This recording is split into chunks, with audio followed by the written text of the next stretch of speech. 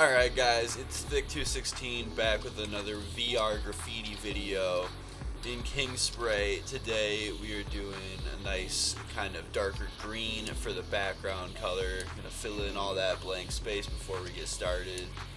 And I'm using the darker green because I wanted to do a little bit of a red color scheme for the piece, and green is just a great color to stand out against.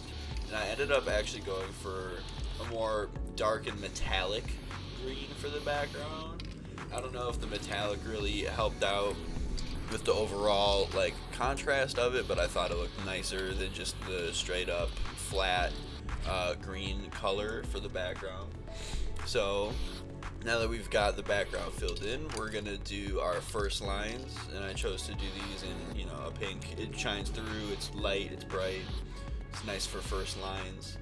And this one, it's the letters are a little bit thicker, a little thicker than usual, a little bubblier than the last couple projects I've done, which is good because I like to get back to, you know, the simple bubbly shapes at times. Can't always be trying to make the edgiest, coolest, most angular piece all the time.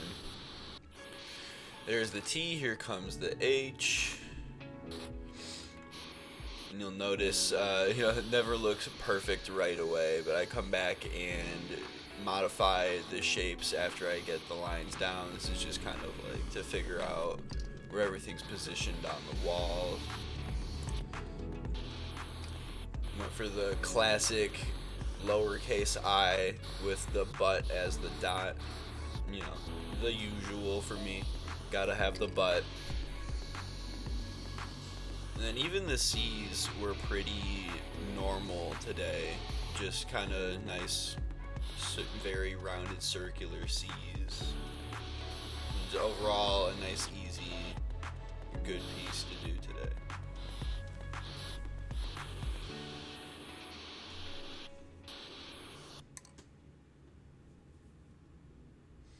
Alright, first lines are pretty much done. Now we go to the fill-in. At the top, I'm using a lighter red, and I'm really just, you know, filling it in all messy, not really worried about the outline too much. We'll be repairing that later. Nice bright red for the top. I love this shade of red. It's like one of my favorites. I feel that sometimes when colors get like too dark, they just automatically go straight to browns, and you know, I don't like that very much. But here we've got kind of like a nice mid-tone red for the middle. Obviously, mid-tone for the middle makes sense.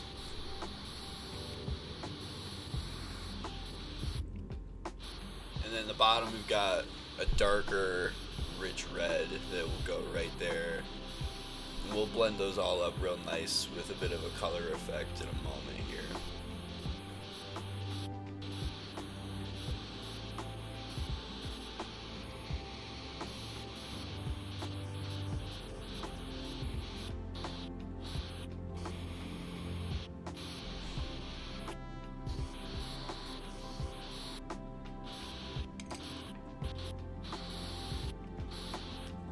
Really helps to use the large chisel cap for filling in these big empty spaces.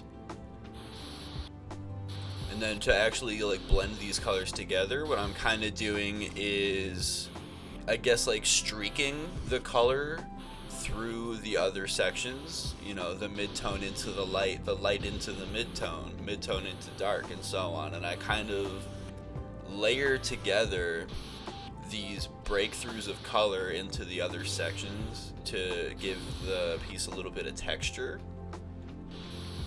And then after I've kind of invaded with the other colors, I'll go back and put back some of the original lighter tones or darker tones, whatever's in that area, to kind of balance it out again, bring it back to its own identity. And then another technique I had to kind of make this all come together is I took the color, I went to a low pressure and kind of gave the whole thing like a little wash of each color section from top to bottom to make it so that all the details kind of went into each other inside the piece. And here I am continuing that with all the other letters. kind of mixing the colors in as I go a little bit, streaks to kind of, you know, make them look like they're fighting for their own territory a little bit, I guess.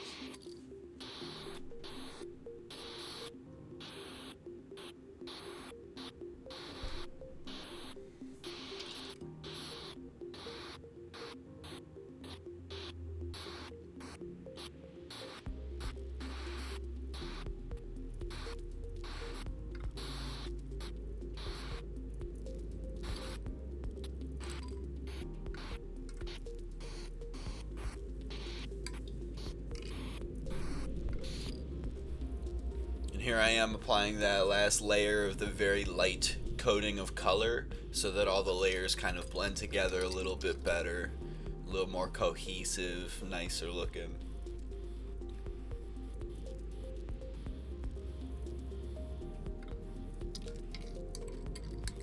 It doesn't add a whole lot, but what it does add is very nice and blends it very well.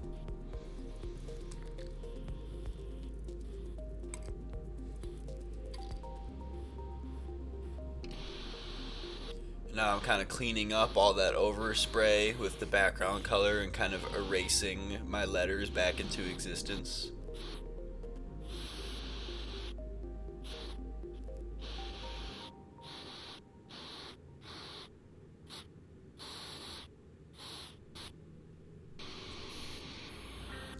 And now I did kind of a colorful faux outline here, where at the tops of the letters I did a pretty thick outline with the lighter color, and that kind of extends all down the right side of these letters.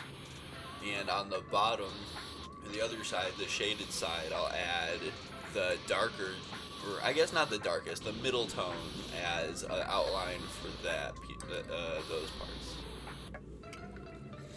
And it kind of gives it like a stylized outline, and I'll be adding the darkest shade as an outline for the rest of it.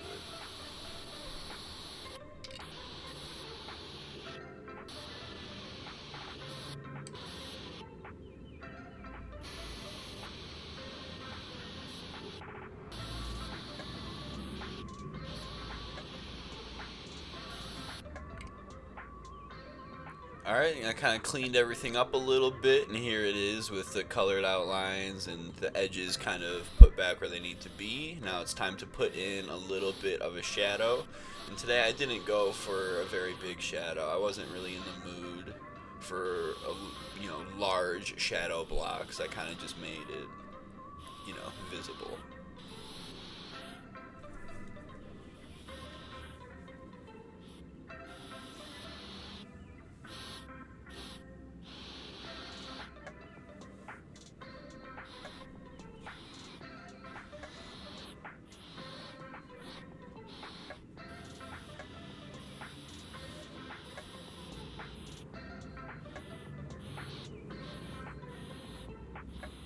I kind of figured that the piece didn't really need to use the shadows to jump off the wall as much, since the background color is such a contrast to the bright reds that I used in the letters themselves.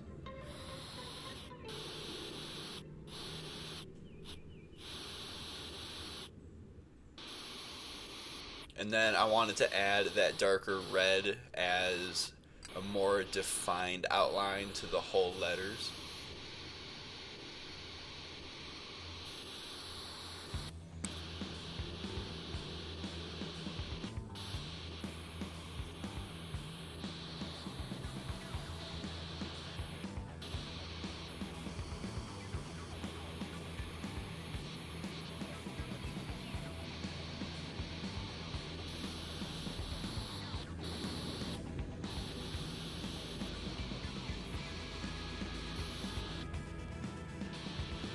My favorite line, the butt line.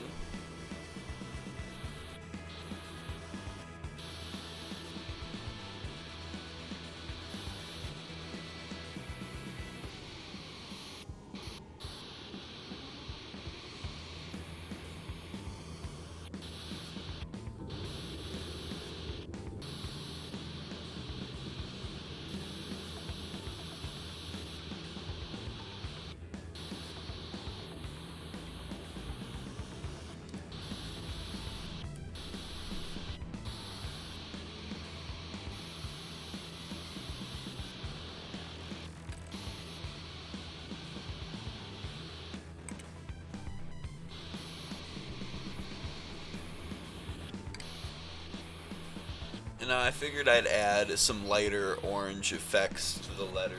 Nothing too crazy, but I figured it would look nice if I kind of rounded off a couple of the edges and put a little bit of orange on there to make it pop a little bit.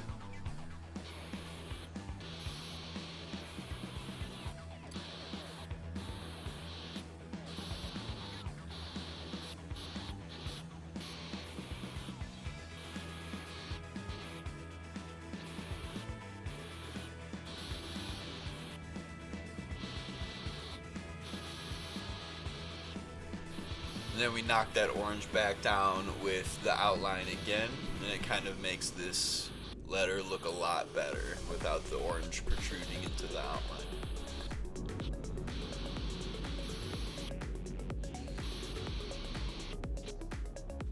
And there we go, we've got all the effects in there.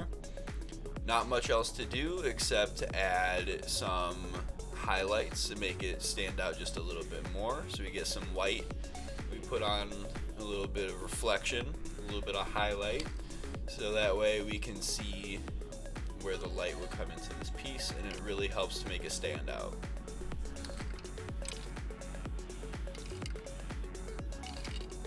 And there we go, that's the finished piece. I'm thiCC. Thanks for watching. Make sure to check me out on Redbubble and Instagram. And I'll see you guys on the next one. Have a good one.